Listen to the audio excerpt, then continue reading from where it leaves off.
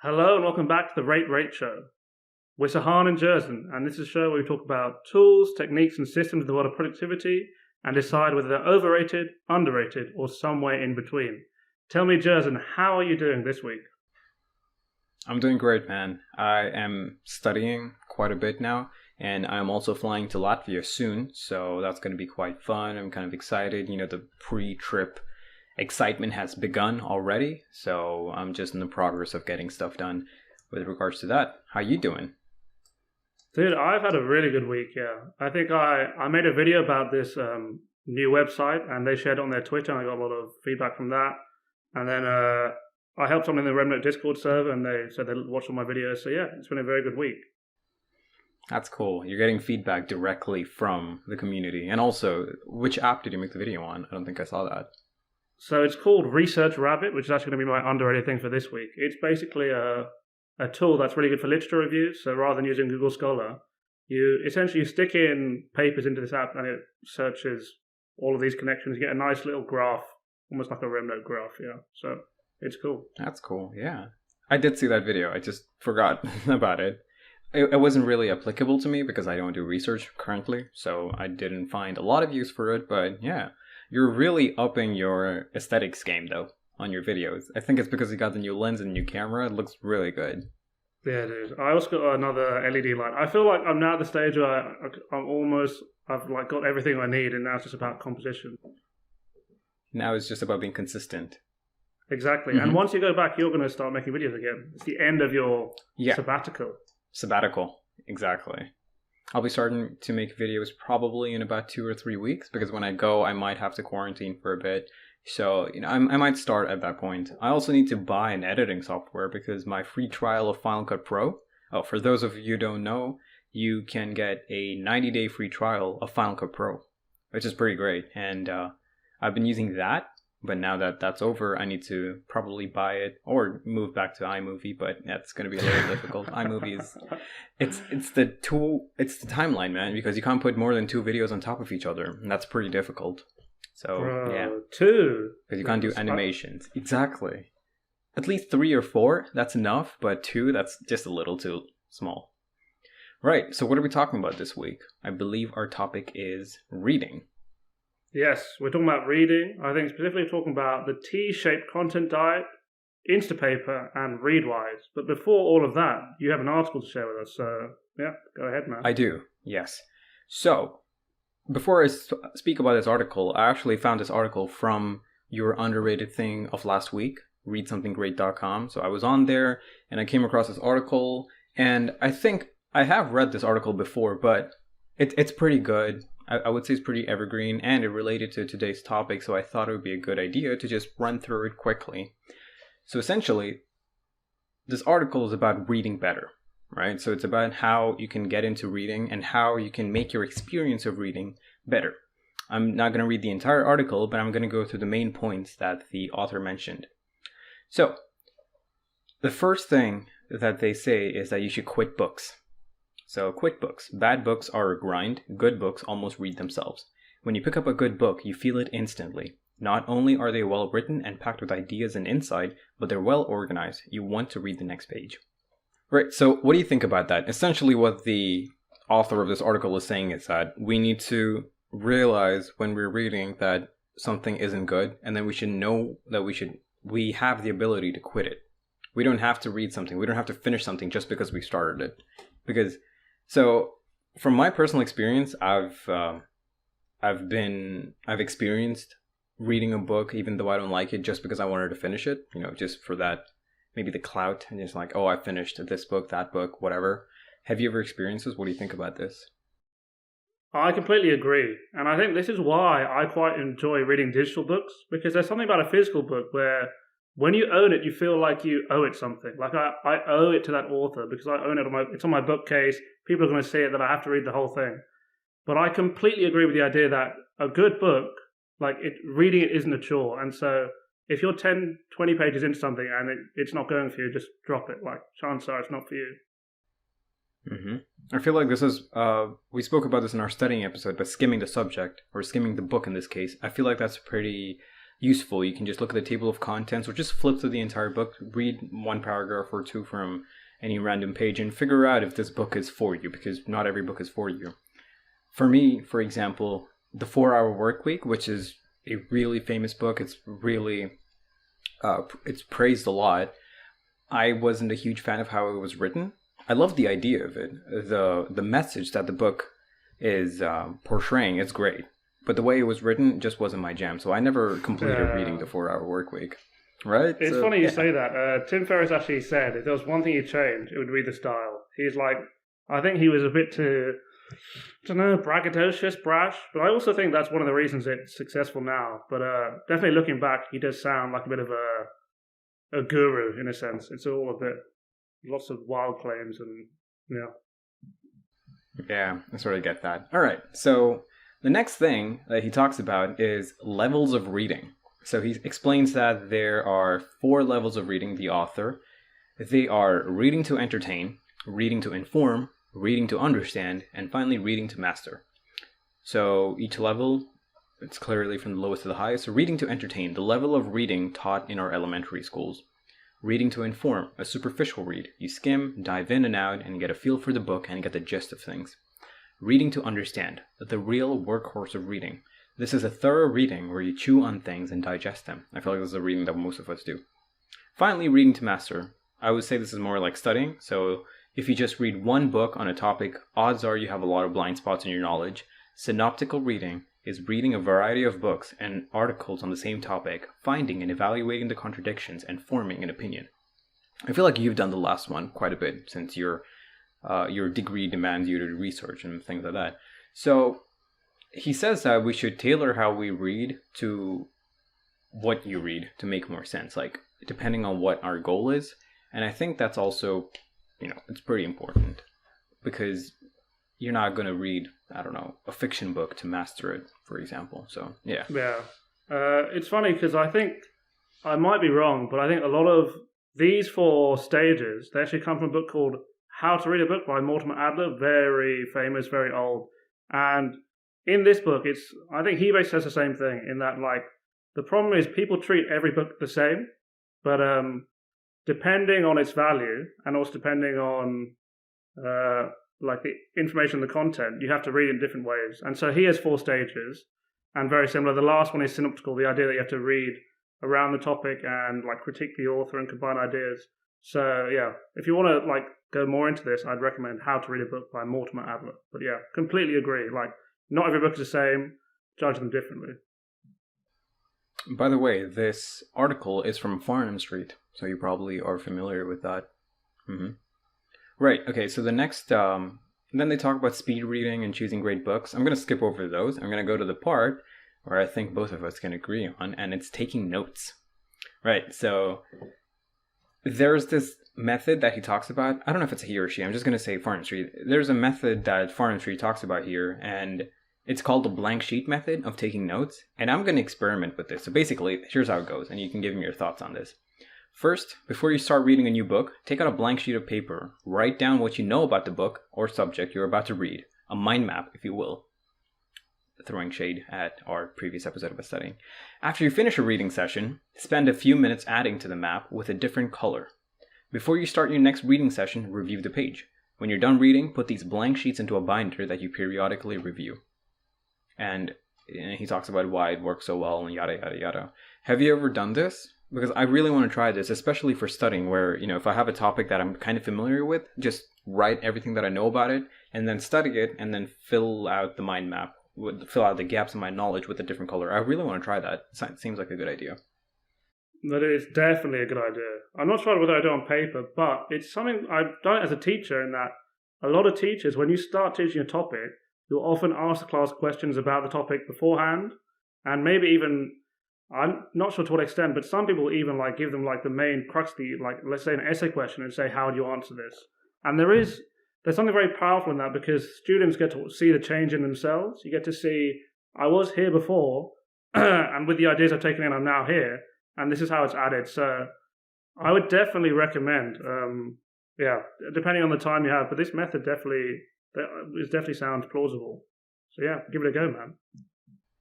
In our university, our teachers give us control questions for each topic. So what I tend to do is before I start to study something, I would go through the control questions. This is before watching any lecture or doing anything, just to see where I'm at with the lecture, to see how much attention I need to give. Ideally, I would give 100% attention to everything, but obviously life gets in the way. You have podcast shooting and you have to record YouTube videos and whatnot. So sometimes I know I need to spend more time on certain topics, and having control questions, or for in this case, you can do the whole paper method. I feel like that's pretty helpful. So yeah, I think that's pretty much it from this article. I thought it was a pretty good article. We can link it in the show notes. We can do that. I'm going to put that down. Right. Okay. So what's the first thing that we're talking about? Okay. So the first thing we're talking about is the T-shaped content diet. And this is very simple. So let's say your food diet is you curating the food you take in. Like some people will say no meat, some people say no carbs. They choose what they're taking in.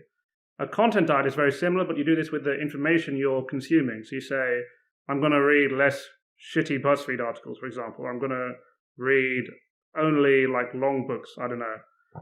Now, the T-shaped content diet is very simple. And the idea is that you want to grow your abilities to build a shallow understanding across a breadth of fields and a deep understanding in the fields that you're following. So let's say you're a medical student. You'd read a lot about medicine, and then you'd read a breadth of stuff, maybe philosophy, geography, sociology, whatever. And the idea is here that you get a deep understanding in your field, and you deeply understand it. But with your breadth, you get new ideas that you can connect with that maybe others in your field haven't experimented with. So the example I would use for this is Tiago Forte. So I mentioned him in a previous podcast. He's basically a productivity writer. But if you ever go through his work, and you can always tell from his Goodreads profile. Goodreads is like an online website where people track the books they're reading. But he's read books about like the psychology of trauma, historical biographies, like there's even one about magic. And this guy is the go-to guy in Silicon Valley for productivity advice. So yeah, I think it's a great strategy. What's your content diet like, and would you say it follows this sort of model, or yeah, what are your thoughts? So I've heard about this before in another form. I haven't specifically heard it being called a T-shaped content diet, but I wouldn't say I follow it. I don't think so, because so I would say I like to have a deep understanding in productivity and self-growth, because that's something that I enjoy reading about and just learning about. So that's pretty much my niche on YouTube. So I do read a lot about that, but I wouldn't say I read about other things just to connect to this productivity niche, my deep understanding item. But I would say I still try to connect things from different aspects of life, because I've had different life experiences, and obviously you've had as well. So you do tend to do that, and I feel like it's the insights that you get from all of them that you're able to connect with your core niche, as it were. And then that could help you create more. It could help you with generating ideas that, like you said, no one else would have probably thought of in your field itself. So I definitely think it's important. And I'm going to try and do this more, because I don't think I necessarily read a whole plethora of books, because I'm very selective with the books that I read. So if I'm browsing through Apple Books, for example, looking for a new book to read, it's almost always in the self-growth productivity niche or something that's fiction, because, that's something that I enjoy as well. So yeah, I think that's pretty cool. So I'm guessing it's time to ask, is it underrated or overrated? I would say it's hugely underrated. I think when you're starting, it's definitely, you have to build your depth. Like you're saying, you read a lot about productivity, and I think that's great. Like, especially when you are creating content for other people, you need the depth, otherwise you have nothing to share. But eventually you get to a stage where it feels like everyone's saying similar things. And I think, for me, I reached that stage with productivity long ago. Like, I've read everyone's top 10 books, I've read them and whatever, and so, like, you read more stuff, but the truth is there's not that much more insight to gain, really, in this specific field, in terms of what people are writing. What there is to gain, though, is by having a breadth, reading about philosophy, sociology, the connections I've made over the years, incredible. And I think also, as a student, this is hugely relevant if you're studying something that's not like a hard science. So, like, if you're studying philosophy or geography or sociology, there's something about bringing in ideas from other fields that maybe you wouldn't learn in class, that will just bring a huge level of like innovation to ideas. So yeah, huge fan, both for personal like content diet, but also for essays and academic writing. Big fan. All right. Okay. So I would say it's underrated because it's, I think it's important for everyone to do that, for everyone to have a broad, like you said, to increase their breadth of their content diet. So yeah, great. So right. Next we're talking about Instapaper, right, Jerzen? Yes. All right. So, those moments when you're scrolling on Twitter or you get an email, a newsletter that you subscribe to, and you really want to read it at that moment, but you're not in the place that you can read it, or maybe in the mindset that you want to be able to read. You're not attentive enough. All the time, bro. Exactly. I've always experienced that. So in that moment, having a read later app like Instapaper is very helpful because you can just send that article or that newsletter to Instapaper or any other read later app that you use, and it's going to store it for you. And for I think it's also offline storage, so you can access it wherever you are. I do this pretty much on a daily basis. So when I'm out and about, waiting in a line, waiting for drive-through food or something like that, pull out my phone, open Instapaper, and I have all my articles right there, so I can read anything. And it's also a good place for you to curate articles. So even if you're not out and about, you still have a place where you're putting down all these articles that you want to read in the future. So it's sort of like building up your own library, so you can go to that and read whenever you want to. So I believe that both of us do use Instapaper, but there are other alternative apps like Pocket, and I'm not sure what else is there. I think the read later function on, the reading list function on Safari. I believe that also sort of functions like a read later app. So, do you use Instapaper daily, or do you not use it that much? Because I use it pretty much on a daily basis. There was a phase where I used it very heavily, like really heavily. Probably about a year ago. Like, I'd use it for everything, dude. Now, less so, in that, basically, like, before, my setup was very much centered around Rome research, and that lets you, like, using Instapaper and something we're going to talk about later, Readwise, it's very easy to sync with that. But RemNote less so. So I do something similar in that, like, basically I have a Chrome extension that allows me to save any web page to a PDF, and then I'll import that into RemNote. But I think it's key that people realize that looking for articles and reading articles requires two different states of mind. Like, it's like a bookshop. You wouldn't go into the bookshop and expect to, like, looking for a new book to read and expect to read the whole book there. And I think it's the same with articles. Like, there are times when you find an article, you're like, I know I'm going to love this. Because you're in this state of, like, looking, browsing, you're probably not very attentive. There's no way, going back to Jerzen's point about the levels of reading, there's no way you're going to give that article the level of reading it deserves. It might get a skim, it might get, like, a little browse. And for me, I would find that I would read these articles online, thinking I've read this really good article, and then I'd have nothing from it. Like, I'd have no notes, no memory, and a week later, it'd almost be like it just went in, went out. So I'm a big fan of Instapaper and Pocket or read later apps. And in general, I just think every knowledge worker, students, researchers, professionals, should be separating their finding articles or finding information from their reading of that information. I think it's a massive change that, brings big results.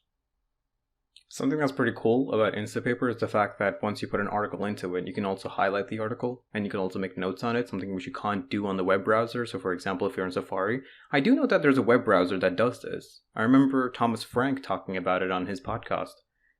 I don't know the name. Should I look for the name? Yeah, have a look. I think Instapaper is also good because, like, you can do it on your phone, for example. So, like, with my method with the PDF stuff, like, I wouldn't be able to do that if I was on my phone. Whereas Instapaper can save articles from web pages, and to read later. And Instapaper is great because you can search later. You can search for all of them with keywords or phrases. So, like, let's say I know I've read a few articles about productivity, and just put in productivity, and boom, Instapaper will have all of those come up, which is very important. Yeah. It's called Command. Never heard of it, man. Yeah, same. But it's called the Command browser, and he's using it on his iPad, and he's able to basically highlight any article. He's able to highlight it right on the web page. So I think that's going to be pretty great. It integrates with OneNote, Rome. Is that Rome? I don't know what that is. It's like an R. It integrates with RemNote. Bruh, what? Yeah, but it's only on iOS. Oh, I'm sorry. come on, guys, dude. This is something, but there's so many things where people like there's this cool app, and you're like, oh, what is it? And then it's only on Mac or iOS. Like Alfred, for example, we should do an episode on like Bear. Bear, yeah, but who's Do you know using Bear? Bear, bro? Yeah. Bear's done. Like Bear's cool. Yeah, but I don't know what. Okay, dude, what does Bear do? That's Obsidian doesn't do. Like, I feel like It looks aesthetic. Obsidian is very much like I feel like Obsidian is like Bear's like older, sexier brother. Like it's darker, like has links. Yeah, I don't know. Yeah. I haven't used Bear, so any Bear fans don't come for me. But yeah, I'm gonna look into this app though. It says it's the missing half for your knowledge graph. That's pretty bold. Ooh, that's a for a good claim. tagline. They should pay whoever wrote Right. that tagline should be well paid, man. Good tagline, solid. Right. So what were we talking about? How do we get on this? Instapaper. Instapaper. Yes. Let's get back Okay, to that. so- So, underrated or overrated? What do you think? I would say underrated, yeah. Hugely underrated. I don't know, hugely. Like because I'm not really using it at the moment. I don't want to say it's hugely underrated, but it's very good for like people who like reading too many articles and not retaining stuff. Use Interpaper. What about you? What do you think? Yeah. I mean, I put it smack front on my homepage on my phone. So before I swipe to Instagram or whatever or Twitter, I will see the Instapaper app before that. So I always have a second to think like, oh, do I want to read do I want to read an article or do I want to go scroll on Instagram? So I would say it's pretty underrated. I think it's great because it allows you to read more. And yeah, it's pretty great. Right. So the next thing we're going to talk about is Readwise. Sahan, tell us about Readwise. Okay, so if you are one of these people who highlights a lot, like on your Kindle or you'll have Instapaper highlights, one of the problems you'll run into is that how do you get all of these highlights into one place? And that's what Readwise does, basically. Readwise has solved this problem, and it just aggregates all your highlights from your Kindle, all your highlights, from Instapaper. From physical books, you can take photos of the highlights you've taken in physical books and upload them to Readwise. Twitter, you can save your favorite tweets. Podcasts, you can connect it with an app called Air, which takes highlights, and then you put those into Readwise. And so ultimately what this is, it makes reviewing fun then. So you have all these highlights, and what does it do? Well, it makes reviewing them very easy because it sends you daily emails of your highlights. So instead of having to use it, like having to search for them, like it can show them to you, and it has a flashcard feature. So you can turn your highlights into digital flashcards and go through them using like active recall and spaced repetition, which we've talked about on our efficient studying episode. Yeah, I think that's it basically. Yeah. Do you use? I didn't know about the flashcard feature. Readwise, yeah, sorry. yeah. You were saying? Like, So, have I used Readwise? I have, yes. But do I use it on a daily basis? No. Because it's quite expensive, in my opinion at least, for an app that does this. So, I didn't think how that much it was is it? going to Let be me have worth a look. it. Let me have Because a look. Sure.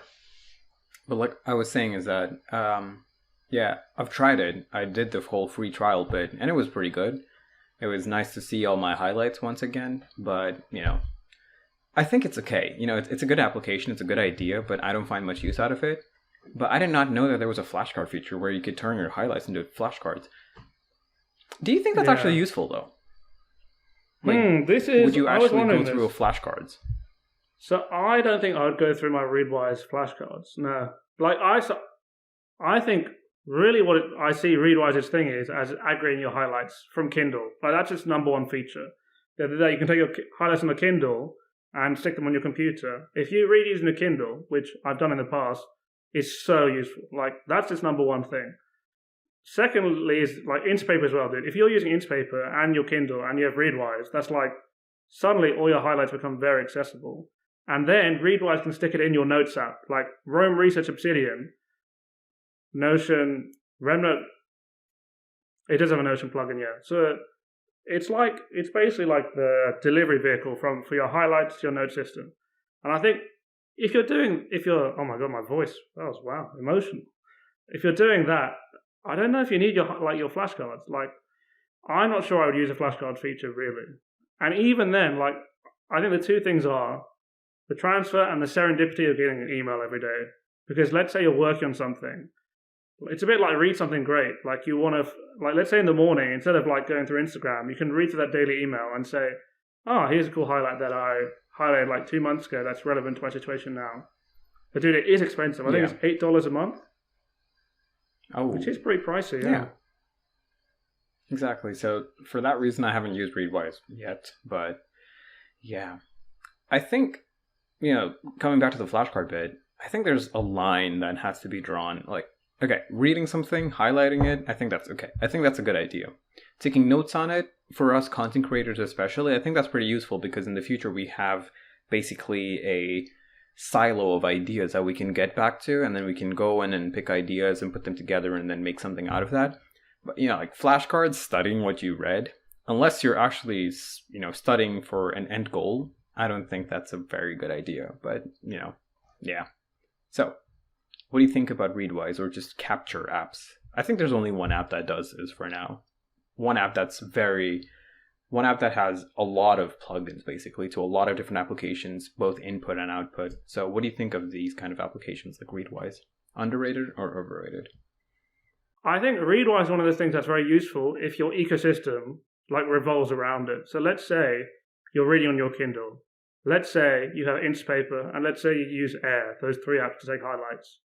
And let's say you take notes on and you're using your notes to create, like you're a creator. Suddenly, it's like magic because it does, like I said, taking all these highlights and putting them into your notes app is really useful. The issue becomes are you actually doing anything with those notes? And so let's say you're not a content creator, for example. Do you really need to be taking all your highlights, sticking them into one place? Are you really going to be reusing them? Same with the flashcards. Do you, to what extent do you actually want to remember your highlights? Because highlighting is one of those things that everyone does it differently, and some people are just take thousands of highlights, man. Especially on a first reading, it's very hard to know. It's very hard to, when you're doing your first session of highlights, right? It's very hard to get all bangers. You know what I mean? Sometimes I look back at my highlights and I'm like, dude, only 1 in 10 of these was actually that interesting. So I don't think I would use the flashcards thing that much.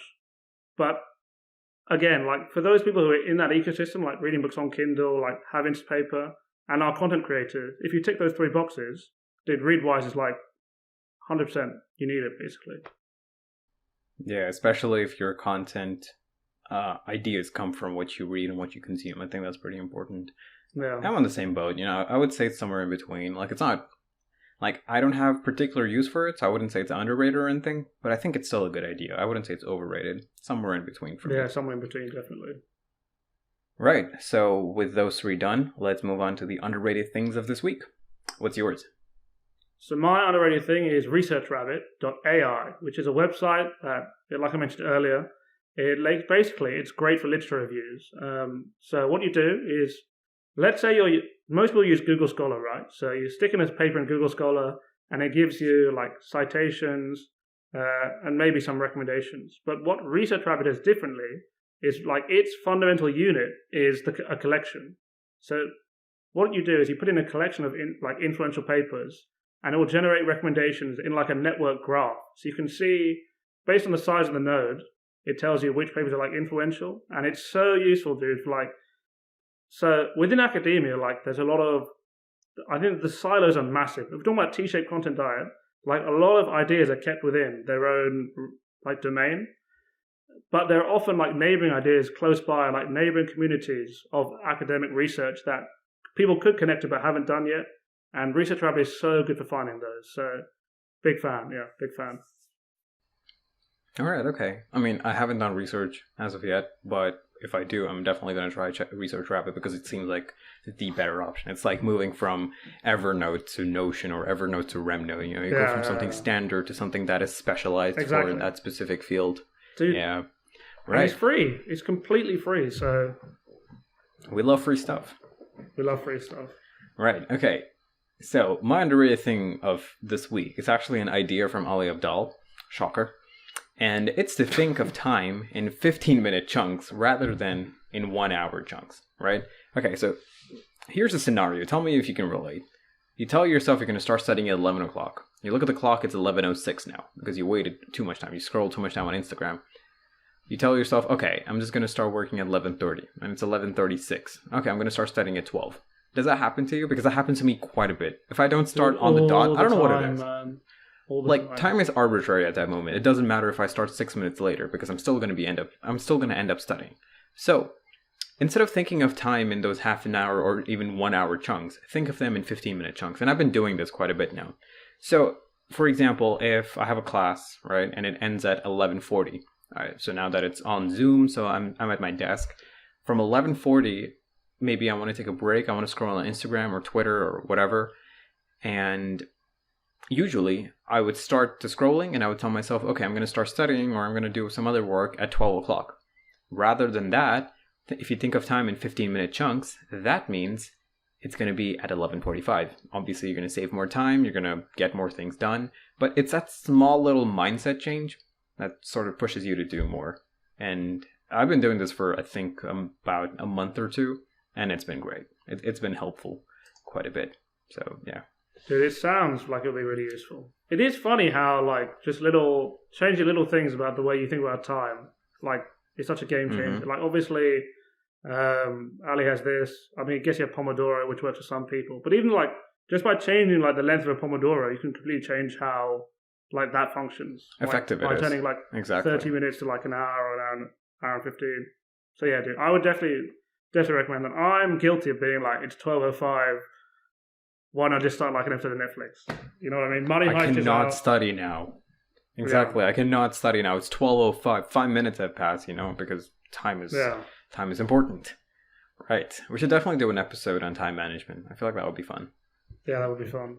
I feel like we're probably very different as well. So. Exactly. It could be fun and different. Right then. See you next week then. Goodbye. Thanks, guys. See you.